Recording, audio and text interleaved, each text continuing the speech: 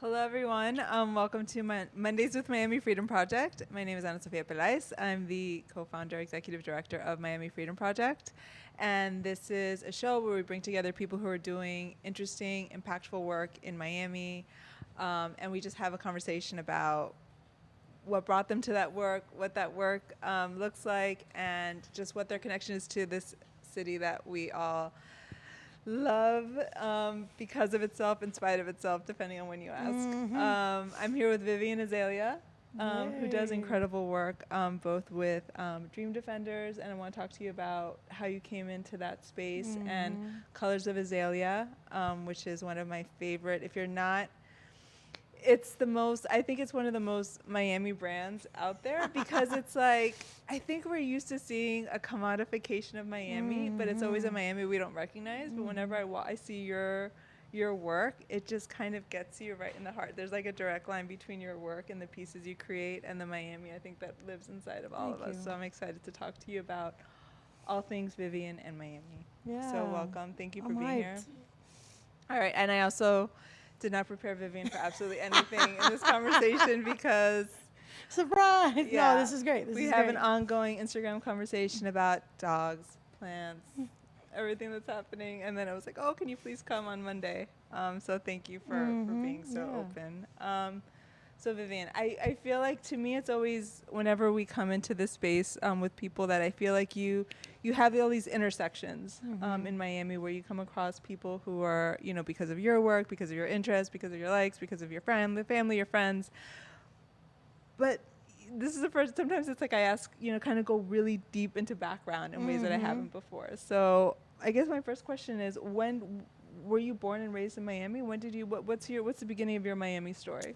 Yeah, born and raised in Miami, born actually right here, Jackson North, or Jackson downtown, whichever Jackson this is. And raised on the beach. Okay, what part of the beach? North Beach. Oh, I love North Beach. Yeah, raised on the beach my whole life, but went to school because of just what my parents' values were. I went to school in Opelika, North Miami. So I had like two versions of Miami growing up. I went to North Dade and CML right there by Bunch Park, and then I went to North Miami Senior High. Nice. And how would you define those values? Like, what experience did they want you to have that you didn't have? what were those two experiences? Yeah, I think for them really, so they had attempted to put my sister at Ruth K. Broad in Bal Harbor, and they quickly realized like people are gonna judge you based off of income, based off of name brand, based off of what you have and don't have. And there was not a mix of culture there. They were like, this isn't the experience we want our both, because they ended up transferring me and my sister. I never had the Ruth K. Broad experience. And they were like, we want to put you in a school that's going to have Latino, Black people, Asian people, white people, everything. So then they decided on CML. And then Bunch Park was more, it was Latino, Black, and Asian. And then North Miami was more Caribbean and Latino. The experience around just like the culture, getting exposed to that, like not just being in this like bubble of. Yeah, and where were your parents? Did your parents come here from? You're Peruvian. Yeah, so both my parents are Peruvian. My mom was born in La Roya, which is like mountainous, and it's like in like a valley. And my dad was born in Lima. They both came in the early 90s with my sister. My sister was born over there, and they came because of just like the war that was happening over there. I can't think of the name right now, but it was just like a war that had been impacting them for a couple of years, and just everything that had been happening with Alan Garcia and Fujimori. So then it started getting to a point where you would walk down the street, things were getting bombed, little explosions here and there, and it started becoming as people, my family always compares it to the book in Cuba, where you have to check off like the rationing, like you only get a certain amount of milk, you only get a certain amount of baby formula, all the things. And my family was like, we are gathering our neighbors to do all this work to just get one enough formula for one daughter. Like we don't want to keep living in this. Yeah. And then they came over here. My grandmother was already over here though. My grandmother actually was like interesting. So your grandmother was the first one to. And did they come thinking they were like they were moving into a new chapter, or did they come thinking it was a temporary solution? I think or they wanted. I think they just wanted something better for my sister's name is Andrea. I call her Dre Dre.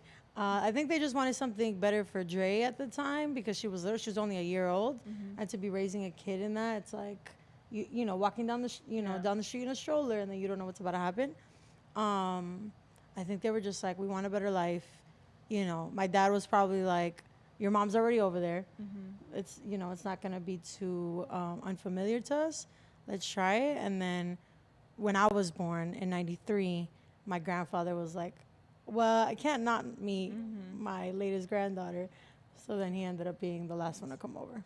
Were you your grandfather's favorite after that? I don't know if I was his favorite. It's three of us. It's me, Dre, and Barbie. Barbie's my cousin in Chicago. She's actually super into social justice world as well. But we were just like the three. That was like the three of us and him. He didn't work when he came here to this country, my grandfather. So we were always spending time with him, being taken care of him. I asked that because my grandparents, when they left Cuba, they lived in Sunnyside, Queens. And when I was born, and I was my grandfather's favorite. I was the... I mean, I could, maybe, but my sister would get mad if I say that on camera. So when you were growing up, did you have... So you were born and raised here. Did you feel any kind of... I mean, and your sister was so young, so it's not like she had a workable memory of having lived in Peru. Did you have any sense of your family having a different experience just from you just being... Did you ever feel that they had a different language or a different understanding that was maybe different from what you were hearing or feeling? I think for me it probably set. So my father passed away in 4th grade. I'm sorry. And I think thank you. I think for me it more set in middle school, like reflecting more on like just my experience with him. Predominantly only spoke Spanish, but was like the most brilliant person in math. Me and my sister still make fun of that to this day, that like we've always felt like we've had to be the best in math because of him, and because of just how he treated us and taught us when we were younger. That I'm just like, just because you speak one language, you can't get a job here in America. Like that was, and it was crazy to me because he passed away with no job, and it was like, but you were so smart, and you were like an economist in Peru, and had done so many things with finance and business and math. So it was always like, damn, like, well, if you speak English, you're, good here. And then I quickly learned that's not the case. But yeah, I think for me also like a vivid memories also when they had to do their citizenship. We're with the little flags. I'm like, does everybody have to do this? What's up with this? This is kind of weird. We were like I think we were in the Miami Beach Convention Center, but it was like hundreds of families. We're all like sitting. All the people that are not getting it are like sitting. I'm like by myself because my 3 people are getting it. I'm just like with my flag. Like, what is you? I don't know. I love that you're like, those are my 3 people. Those are my 3 people. I mean, if he was still alive, maybe 1st, 2nd grade. Yeah. Is that one of your earliest memories then? Of like what immigration looks like in this country? Or having like your own memory of something. Like there's, like I think like when you're 5 or 6, that's the first time that there's a memory that you can kind of keep. Yeah. Yeah, maybe. It might be one of my earliest memories. Because I think they say, because I was too young. We went to Peru when we were younger. I don't really remember that. So yeah, I definitely remember them doing the little test of us having the thing. I remember my dad taking me in 2nd grade to school so I could get gifted, AKA I was a hyper kid. And a gabber. They were like, you talk too much. You need to go into another class. But yeah, and he didn't know English. And they, had teachers over there talking to him in Spanish. But yeah, the citizenship test, that was like this is different. Does everybody have to do this? It's interesting because the reason I asked that is also one of my first memories is Mariel, because I remember my mother volunteered. My mother came in the 60s, so she was going to help people who were coming in with their paperwork. But that's one of my earliest memories, and it is that process. Like, born here, it's not as though I didn't immigrate, but you have that experience of being from a family of immigrants that you're in some kind of. My earliest memories are barbed wire and tables and this kind of almost official apparatus of how people are coming in. Allowed to come. Yeah. Or being allowed to come in. Yeah. That's incredible. And I think it's so moving what you say about your father's struggle with language, because it's not an indicator of capacity or intelligence. It's just, it's an ear. You're born with it. Like, my mother will always have a strong accent. She's gonna have a stronger accent than everybody she came with. It has nothing to do with, but it's just not indicative of anything else. And yet, even in Miami, I think we lose sight of what a challenge it is, or what a struggle it can be for people who are just like, it's like, you have to play the piano here. And so you're like, if you can't play the piano, you can't play the piano. Like, it's just not. And yet so many people, that becomes this kind of, a way of them not being able to fully just integrate. I struggled with that so much when I was a teacher. I had so many kids, especially in Liberty City, telling me, like, I would talk to them in Spanish. I was teaching third and fourth, and they would be like, I've been here for 6 months. I came here in a suitcase. I've been here for a year. And little second and, third and fourth graders. And I'm like, and then I have, kids that speak full English, telling them, screaming at them, pleading, speak English. I'm like, yo, just like, they literally can't. Yeah. Like, you getting louder is not gonna, and that goes the same for adults. Like, when people are like, people need to speak English, I'm like, they change their whole life, usually around the time of 20 to 30. So their whole upbringing has been in a completely different world. And now you want them to not only assimilate, but also learn a whole brand new language. Like, they've done a lot more changing than people in this country that have been here. Like, especially like, gringos, they're, oh, you gotta learn English.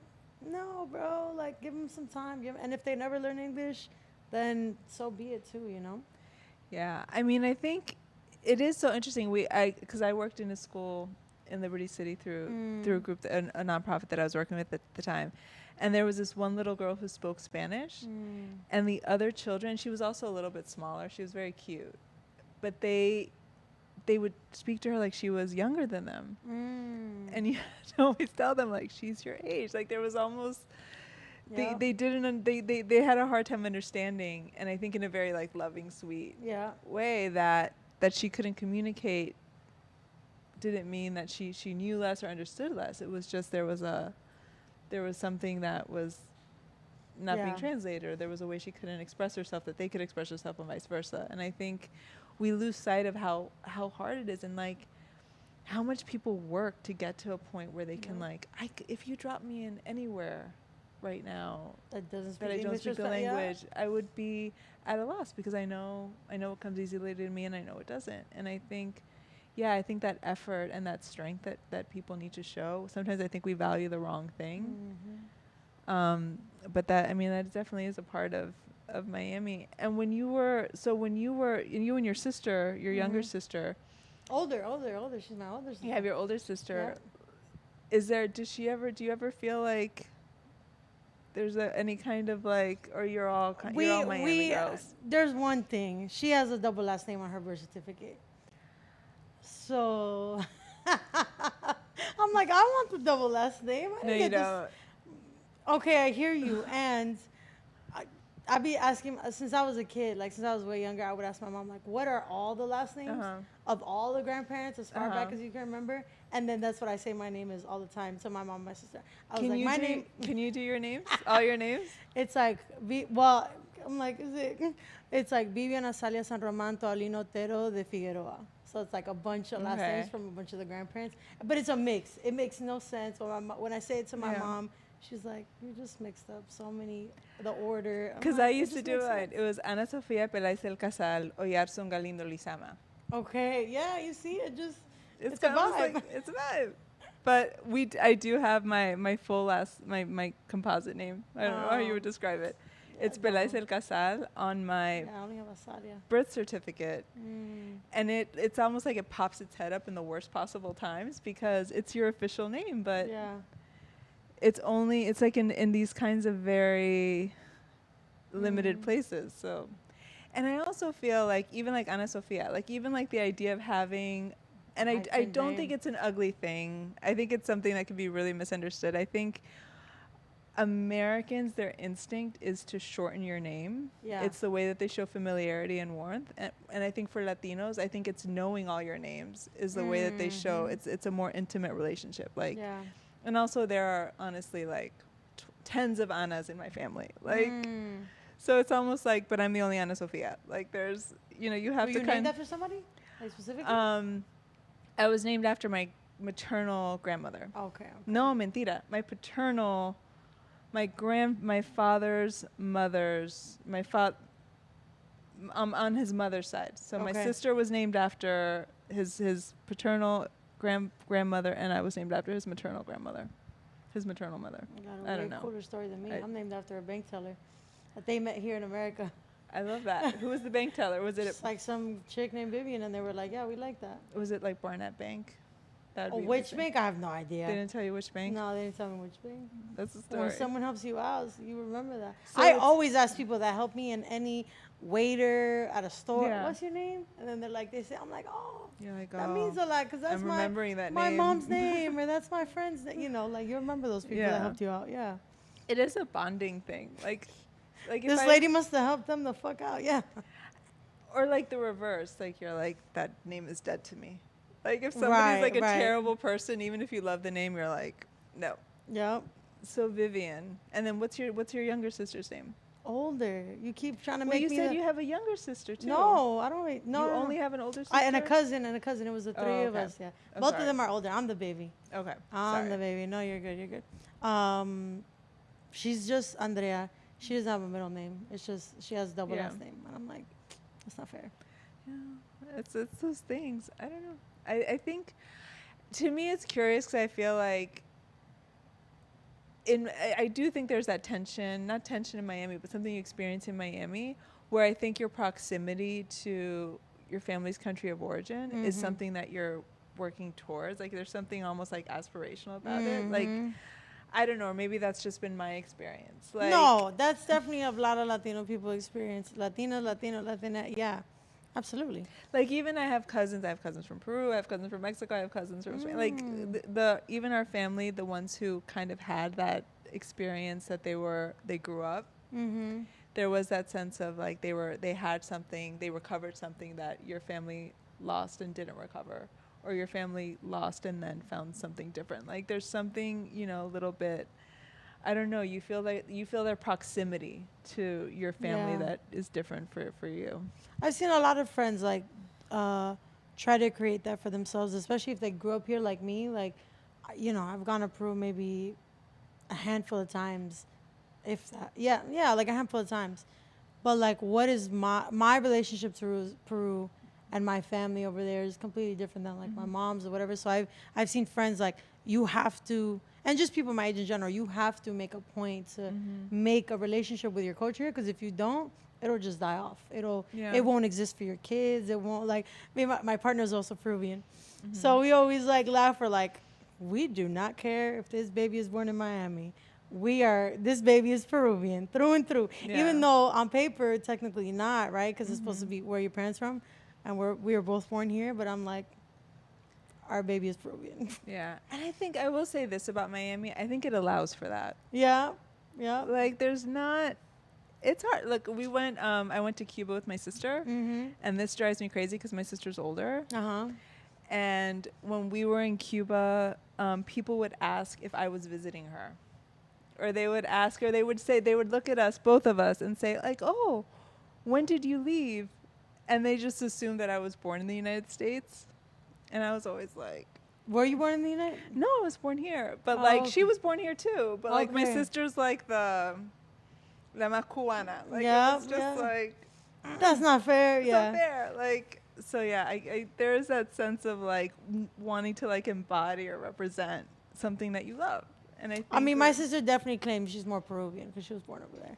There's definitely that. But that's also an older sister thing for them to just kind of, like, move the goalposts on you to be like, oh, like, it was different before you got here. You know? Right. Oh, yeah. She's like, I made our mom a mom It was 2 years with, Yeah. before you were born. My life was different. All these things. Yeah. She always like makes jokes like that. My I'm like, sister tries that one too. Like Mother's Day, it's like my mother and my I am sister. the Like this is right. Mother's Day, and my sister's like, "But I made you," and I'm Yeah. like, "Y'all can fight that She's out the with yourselves." primogenita. I'm like, girl, whatever. There girl. is that, like, even like within our family, like, I don't know, I think all families probably have some version of this, but I do think Latino families are very hierarchical. Like, it's just ingrained in us. Yeah.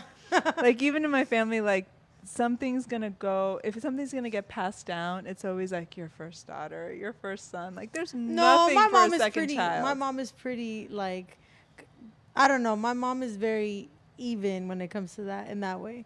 My sister, Yeah. me and my partner, like, will literally troll my sister and be like, yo, you're just my second mother for real. Like, you're Yeah. not really my sibling in that sense. But my mom is very like, no, we got to do things for both. We got to. Is your And my mom is your mom an oldest? my mom, no, my mom's a baby. My mom's a an oldest. babe. So it's like two oldest. No, my mom is So a they're baby. lawless. It's what they say it is. No, my mom is, and my mom and me, my sister's not the creative one. So my mom and me like bond over that. And then my sister and her have like worked many different like jobs and all these things together. Like, they both worked at the same company for many years. So they have like work things that they share, all those. But like when it comes to being even, like, no, this is for baby and this is for Dre, it's very 50-50. Okay. My mom does try. My mom does try, but it's like there is that imperative. Like, and also my family, like the oldest is always named after the. Oh yeah. And my family didn't do that, but there's a lot of 1 and 2s. But She was named after some uncle, I think passed away or something. I don't even remember the full story. Yeah. But some guy. So- Andres. I think Andres. I don't know. Yeah. I mean, your family's kind of like, that's a name. Yeah, that's the name. So you're born and raised in Miami, and you're having this. So I knew you first for your work as in the Dream Defenders, and but then I think you've become equally known for Colors of Azalea. So, which came first, and how did you first become active in Miami? When did you first start trying to not just like exist in Miami, but really starting to think about how you wanted to change it? So funny enough, the jewelry came first. Really? Yeah, the jewelry. Okay. I would not have thought that. Yeah, the jewelry started in 2011. I was fresh out of high school. I was working. I had gotten in trouble in high school, and I went to North Miami Senior High. And my art teacher, caught me skipping, and he was like, "Go do extra credit at the museum down the street." I was like, "Museum? This is corny. I'm a high schooler. I think it's whack. I think it's corny." And Was then this Mocha? It's Mocha. It's Mocha. So I make it to Mocha, and the lady that's there and has me do the extra credit, she sees that I have a little point and shoot. And at this point, I've had a point and shoot almost since 5th grade because of this like sense of like, my dad passed away when I was really young, and I didn't have a lot of pictures of him.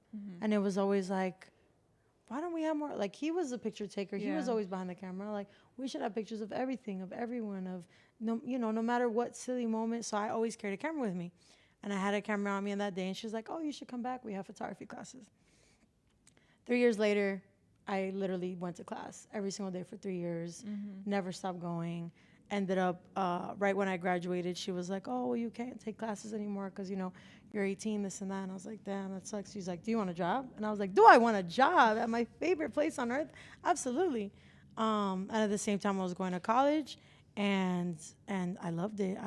So she was basically the one that pushed me after 3 years of seeing me do photography, get, better at it, because it's based on obviously perspective, but get trained by multiple people like Noel Thiar, just like amazing photographers that have come out of Miami. She was like, "You should start pushing yourself to do something more." She started pushing me to like painting, drawing, and then she gave me one day jewelry stuff. She was the first person ever also introduced me to like the Tony Goldman primary projects, like the graffiti world, and I was like, graffiti? Mind you, this is like 2000. Maybe 11 or 12. Wynwood is just getting built out. I'm parking over here by Enriqueta's when everything's like flat. I'm pulling up to I'm like, what is, happening? Same time I'm developing the jewelry, but at that point I call it Jar Cloud. So my dad's name, Juan Azalia Rodolfo, I like flip it. And then Cloud, like as a cloud of just happiness, jewelry, whatever. I'm making jewelry, cool.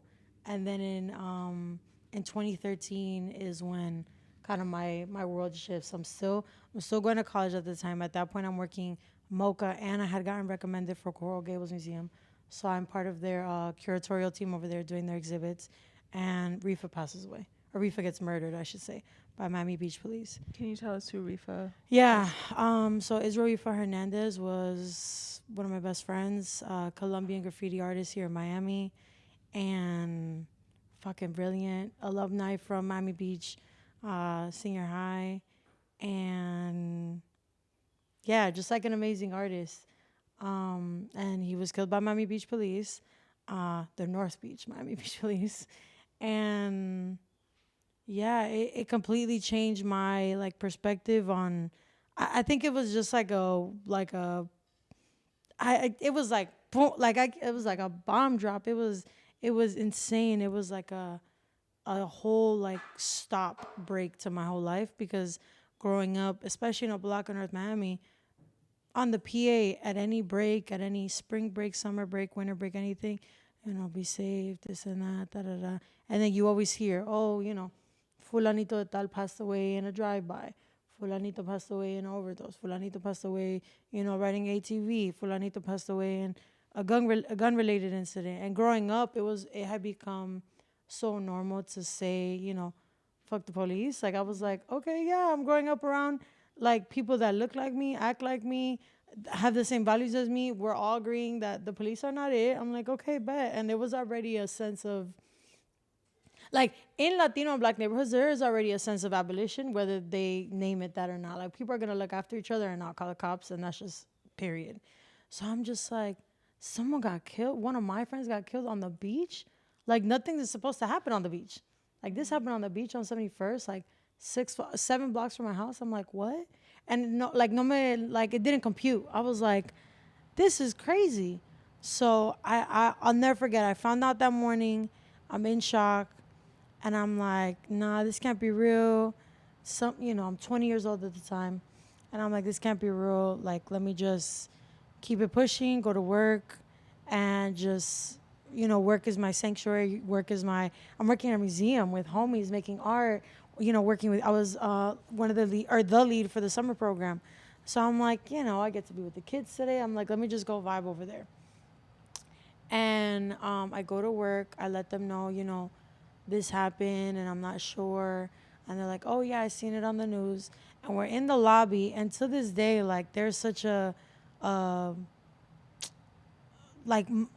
my boss at the time that I used to call my mocha mom.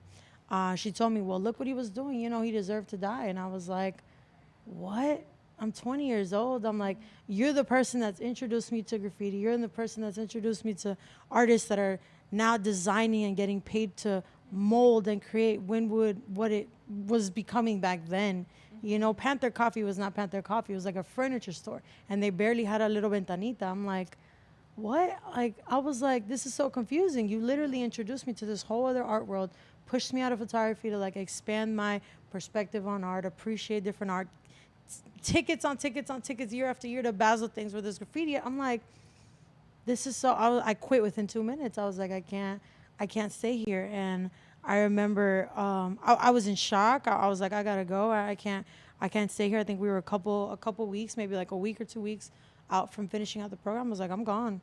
I was like, consider this my 2 weeks, but I'm not coming back for real. Like, I can't. And I remember that's when it like started, like harassment of like from the cops to like family, to my grandma, to friends, to me, to friends of Rifa who had witnessed it that were undocumented at the time. And it just became like this spiral of like, what do we actually do? I now have no job. And thankfully I was living with my mother at the time, but I'm like, if I would, like, I'm just like, okay, let me figure things out. Let me take it easy. Let me finish school. I end up trying to like finish college that semester.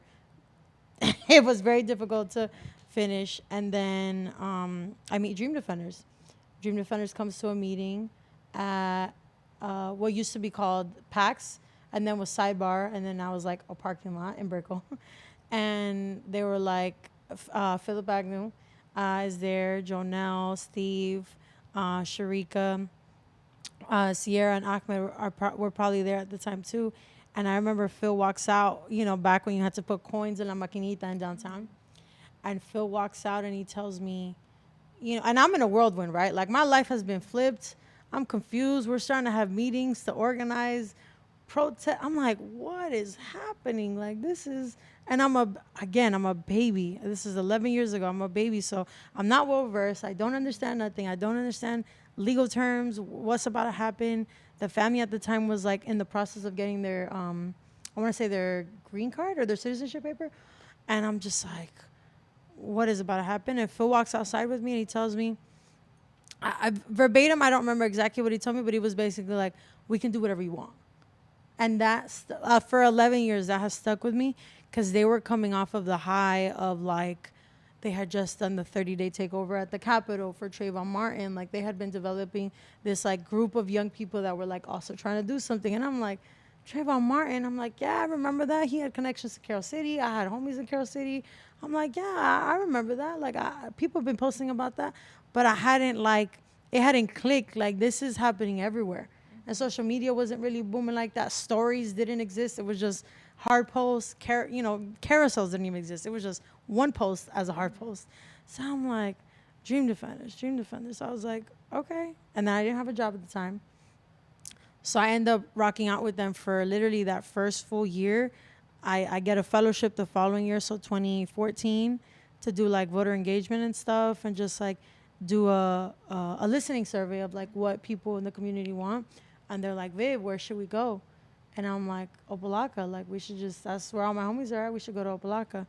And there's, in the in-between protests and we organize protests. We organize community meetings. We're organizing things with Community Justice Project before they had a name, with Alana and Mina and Chuck. So we're organizing lawyers. We're organizing just movement people like Mohammed and Sabash, who now work for other organizations as well. Kimberly Gonzalez, Natalia Jarami, that works for like all these people. And I'm like, why do all these people care? I'm like, this shit must be bigger than just REFA. And then it starts clicking. And I was like, all right, I want to do this. I mean, and this was at the beginning, and this was also from what you described, and I'm so sorry that you had this experience and that sense of that loss of someone who you loved and you cared about, and then you have to apply it and you have to see how you can make something change so that someone else doesn't have that loss, someone else doesn't have that experience. Where do you see, when you think about everything you learned through this process, like, how do you talk to young people now who are coming into this world, who are coming into that, having that first sense of, what can be different, what can be better? You work with, can you tell me a little bit about the groups that you work with right now? Because I think you're doing some really inspiring work. So, super fast forward to in 2020, really 2017 with Hurricane Irma, 2018 with Parkland's school shooting. We're like, we're Dream Defenders. I've been a member this whole time. I've been teaching this whole, and still doing photography this whole time. And Dream Defenders is like, we need to do something that's an alternative to police. We need an ambulance to be responding to people's health crises, mental health crises more quickly in Black and Latino neighborhoods. And I'm like, yes to all of it. Like, alternatives to police should exist everywhere. And we start dropping the seeds around, like, what should it look like for art healing, for therapy, for all the things. In 2020, I get hired. And they're like, help build this project up. Of course, we all know 2020 was pandemic year. So we had to shift a little bit. But now for the last at least 3-4 years, it's been, or 3.5-ish years, it's been consistent in working with the youth, like you said. And we do gun violence prevention and also gun violence intervention. So we work with a lot of youth in Liberty City, predominantly Liberty City. Over the years, there's been a group we worked with in Overtown, Touching Miami with Love. But it's really just to talk to youth around coping with your emotions, de-escalation, mediation. What are the things that you need when you're not feeling too great, when you might be depressed, anxious, We talk openly around just what those emotions could also lead to when it comes to, our young people are facing a lot, and there's like uh, this like young people are idolizing death more, especially young people, especially the youth that we're working with, because there's different things. I've had kids tell me they attend more funerals than birthdays. Um, the way that we as in Latino and Black people, people of color, celebrate death is also like in a really big way. And there's a lot of like resources that are almost like moved organically or through organizations to celebrate someone when they pass away. The balloon release, the vigil. Sometimes folks have like the trucks, and while all of that is beautiful and needed, and how I remember when Rifa passed away, we did murals, we did a bunch of different stuff. There is not that same energy when a young person's alive, so they're almost seeing it as like the only way I'm really gonna be celebrated is when I pass away. Yeah. Is when I'm about that life and hold that gun and do all that, this and that, to then be actually honored. They're not thinking about the consequences. They're not thinking about I may or may not get shot and end up in jail or prison. I may or may not get shot and impact my family. They're not thinking about none of that. They're thinking this is how people are held to a certain regard. I want that respect. I want that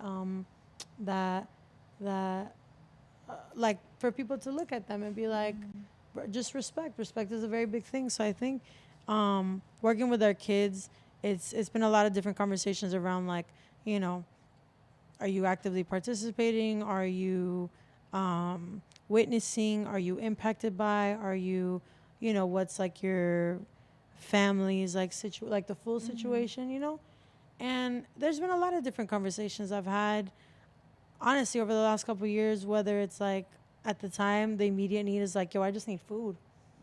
And if like I had food and I had like maybe like a bus card, I wouldn't have to go get somebody, or miss, I just need a little bit of money. So I'm like, okay, come to our summer program and we'll pay you. And there's people that are actively paying young people to commit crimes, including shootings, that it's like, if you are, and adults, adults that are actively doing that. This is a thing. It's not special to Miami. This is a thing that's happening across the country, probably across the world, and we need to convince, and I say convince, wholeheartedly convince our young people that they are worth more than that. Yeah. And not just more worth than that price tag, but worth more than just like what's going to be the consequence if you actually get caught up. So I think the conversations have had a full range, like I said. It's been food. It's been what's, the dynamic with the parents. Are the parents full-time working to make ends meet? Is it loneliness and just wanting to be a part of something?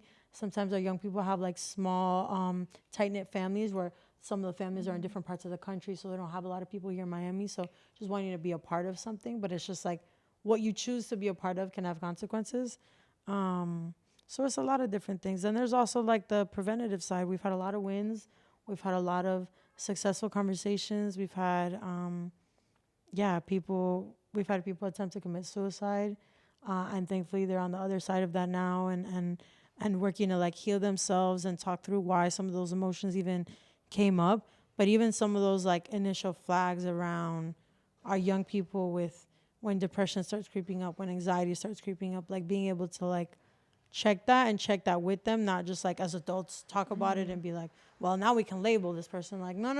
Like, this person's actually a human. Like, if this person passes away because of XYZ, that's not like we should care. Like, we're in relationship with these young people, and as dream defenders, especially when we talk about abolition, when we talk about creating safety for not just our young people, but everyone. It includes everyone. Like there's this motto from these people we learn a lot from, that it's like you have to put the public in public safety.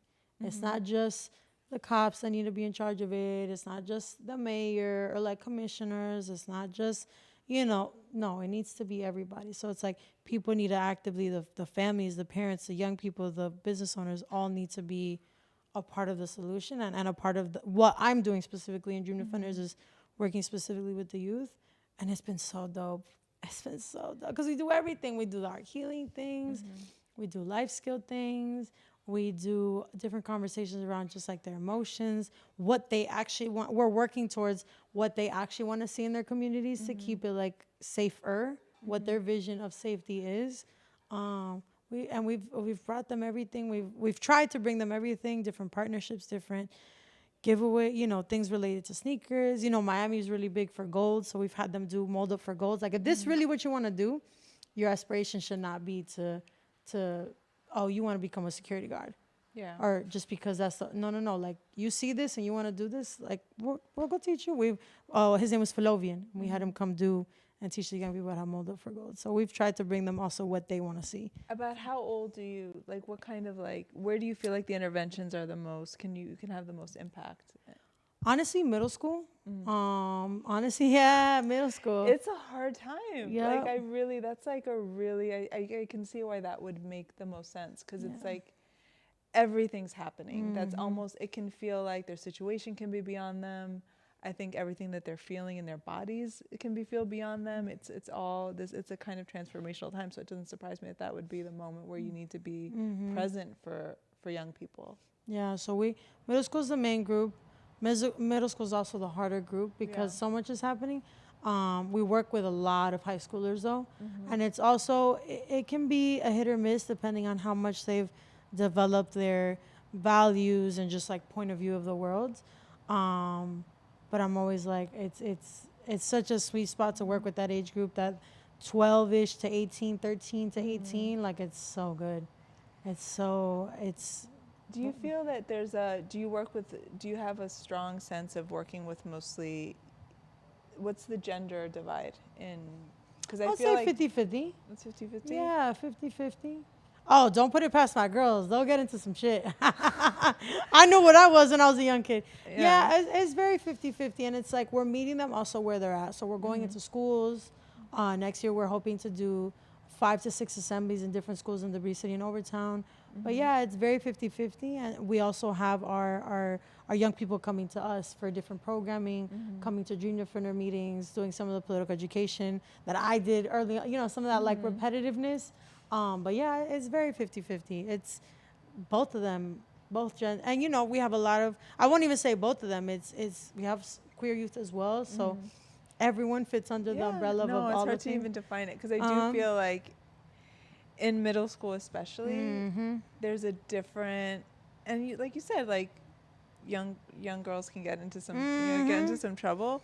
But to me, I feel like you wish that there was more, people had more information, young men had more information on how to deal with their emotions in a way that they feel that it's okay. And I think like we do, that's that sense that there's an access point that I feel like we don't necessarily give them that grace of like, this is okay. It's okay to feel vulnerable. It's okay to be like, there's all these things that you appreciate that you had that maybe, young men aren't given that kind of access, especially, and I think in Black and Latino communities that can be so heavily like, Yeah.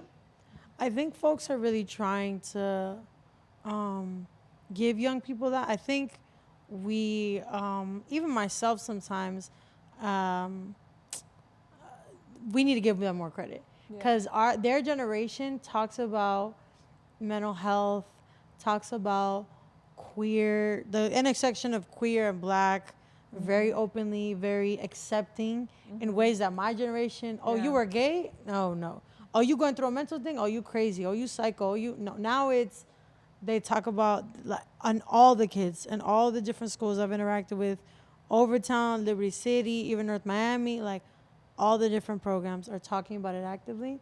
I think there is a push now, and even with just like, Philip Bagnew has an organization called Black Men Build. They've been actively trying to create space, not only for young people, but just also for grown adults. And I see that across different groups around the country, just like a push for just like, cis men to talk about, it's okay to like literally the world doesn't want you to cry, because then if you cry, you are gonna like grow and develop to be a better person. But the world doesn't want to see that. The world wants you to like be this like, I talk about this with my partner all the time, especially with like him and his homies and just like intergenerationists of like the grandfather, just like men in general, and especially in Latino households, like they are just seen in society as a number to provide for the family, and that is it. You don't get space to process your emotions. You don't get space to process your tiredness. You don't get space to process any of your trauma. It's like you are a part of what's making the thing continue to be shitty, for lack of a better term. Like, it's like we should not be living and breathing just to have a job. Yeah. But that's what they want, and especially that's what they want from men. So it's like, why would they allow you to talk about you feeling sad today? That's going to make you start thinking about, why are you sad? You getting paid X amount of money an hour, and your boss maybe have a Benz or what, like, of course they don't want men processing their emotions, because I feel like if women and men were to get together and be like, yo, let's turn up, like, it would be. And the same goes for Latino and Black people. Like, if there were to be a interchange, collaboration as far as like, forget language, forget this, forget that, like, we are in the same boat. I feel like groups like Miami Worker Center do a good job of that.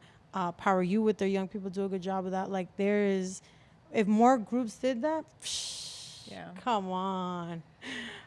I mean, I don't want to pivot too hard, but I do want to name it, because I do think it's interesting, like, that I didn't know that you started from a creative space, because I do think it's missing. And I think when we think about what's, where we see the country moving forward, I do think, like, in the arts, in creativity, in community, there's something that cannot be, you can't put limitations on creativity and expression. And I think it's going to be such an important avenue to keep the conversation alive when other avenues close. I think that's always a kind of direction that people should be moving in, to kind of keep a values-driven community conversation, cultural conversation happening.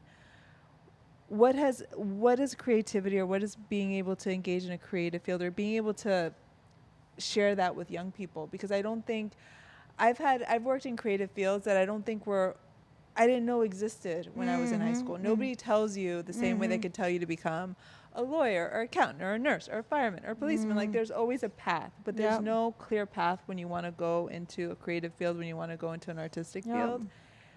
How do you have that conversation with very young people now? Do they see it as an avenue for them, or is that something that's can kind of add to the work that you're doing? Yeah, I think it's been a little bit of trial and error. Even like mixing with like my personal brand and Dream Defender work.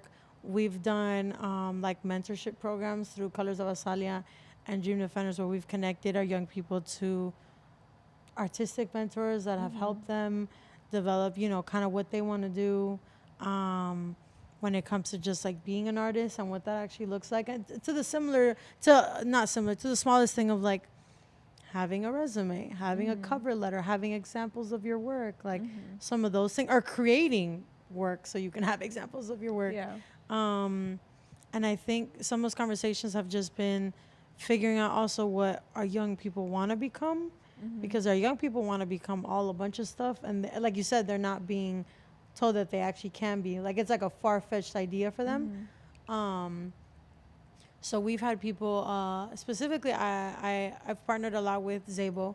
He's one of the co-owners of Roots. Shout out to Zabo and Danny. Danny passed away last year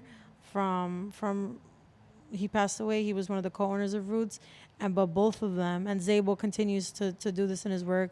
He's a vice principal here in Overtown, and he really does a good job of like social entrepreneurship. Like, if you're gonna develop an idea, especially an idea that like mixes art and social justice, you need to be giving back to the community. So just partnering with people like him to talk to the youth, we've done so many experiences where we've brought them to, we've taken them to go see Lonnie Johnson's exhibits. We just took them to Go Gallery a couple months in September to go see an exhibit by this person named Desi. Just showing them that like this is literally a job This is literally, we had one of our young people, he wanted to be a chef really bad. And that's how he found his like creativity. So he ended up getting connected to Sean's Cooking, and he now has a job with them. And he's still in high school, but I'm like, Wow. he's 17. Yeah, he's 17 or 16 now.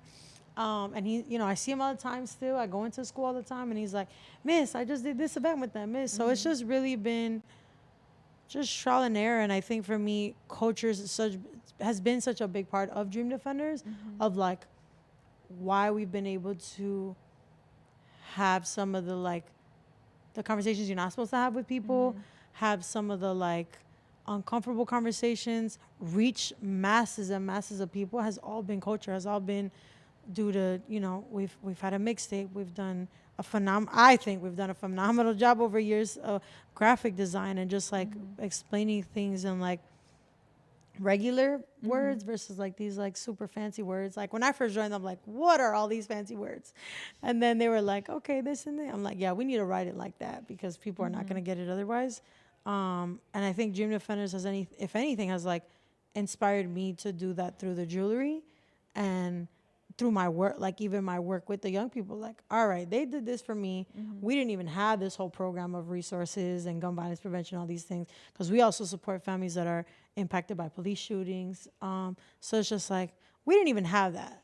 So my old boss, she casually said in a meeting one time, she's like, Viv was the first client before we actually, and I'm like, oh damn, y'all definitely trialed and errored with me, because y'all gave me funeral support, all these different things, legal support.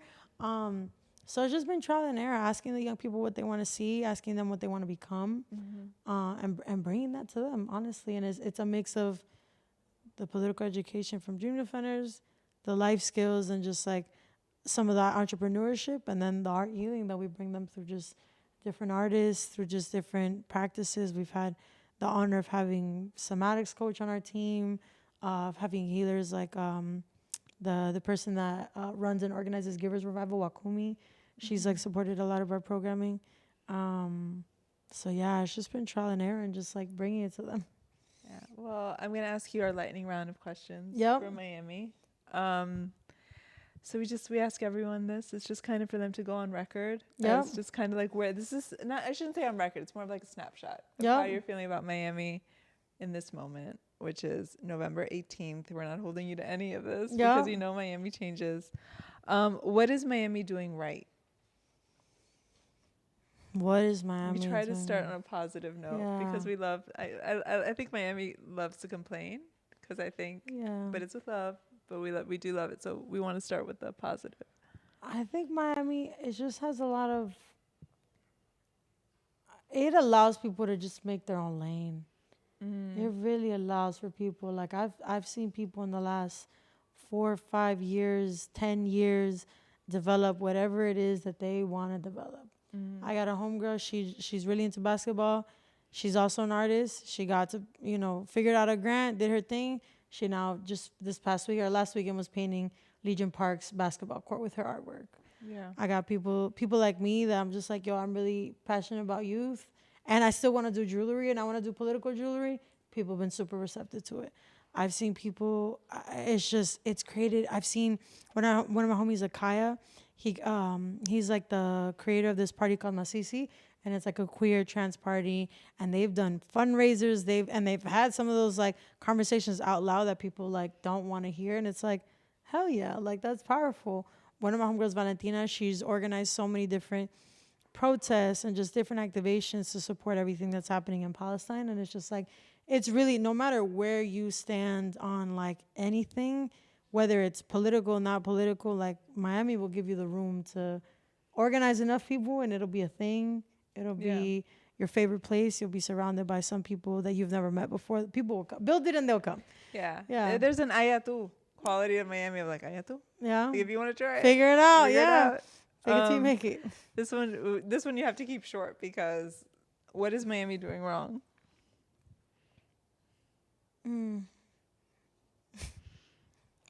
What is Miami doing wrong? A lot.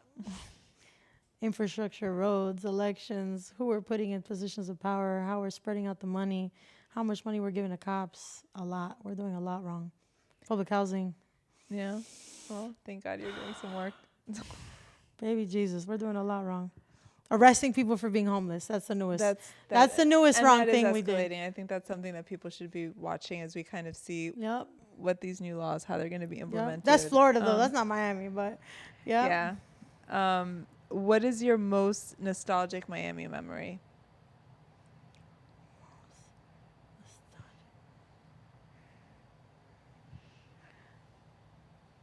I don't know. I have pretty nostalgic Miami memories all the time. Like I have experiences. It's a nostalgic city. Yeah, everything about Miami is nostalgic. The most nostalgic memory. Probably last Basel. My partner and I, we went to a party at the Soho here in Wynwood, and we got to see Trick and Trina perform, and we were like, "Yeah, this is a vibe. This is cool. This is like Nice. our childhood music." Nice. What do you miss that Miami used to have? Oof. Oof, oof, oof. How about all the school buildings I went to school with? None of my school buildings exist. For some weird reason, they've all gotten demolished and they have new buildings now. Wow. But nah, definitely the Flea. Also, the Flea on 79th. Definitely Okay. went there a lot growing up. Yeah, the Flea. If you were to leave Miami, and please don't, what would you miss the most? The food. I think we have great food too. Yeah, the food. You could go anywhere in this country and you're not going to get Peruvian food, Cuban food, Caribbean food, Haitian food, Trini food. Yeah. Yeah, the food here is stupid. I say this to people and I don't think they believe me. I lived in New York for over 20 years. Grew up in Miami, lived in New York for a long time. Oh, I didn't know that. Okay. And New York is such a food city, and people are always Yeah, like, but not really. it's a food city, and but I always say but Miami has all the food I like. Like it's like it's all the food that no, you can't get it the same in New York, but it's a concentration of the things that I really just my favorites. What do you want Miami to look like in 20 years?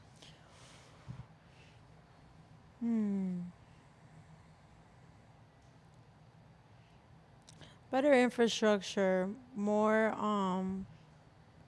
free public transportation. I feel people really take advantage of that when that's just like accessible, and like less people living in poverty.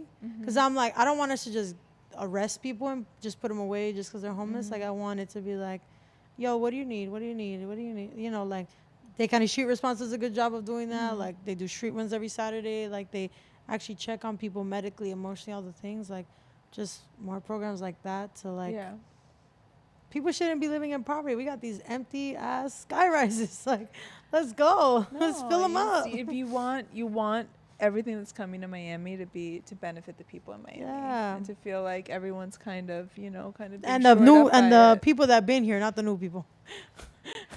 I say that and I think that, but it's also like there'll be old Miami people complaining soon enough too. I'm like put in a few years and suddenly you're gonna be like there's gonna be like some guy that came from Austin, Texas 2 months ago is gonna be like esta ventanita es la mejor, like it's gonna be like if Miami was a song, what would it be?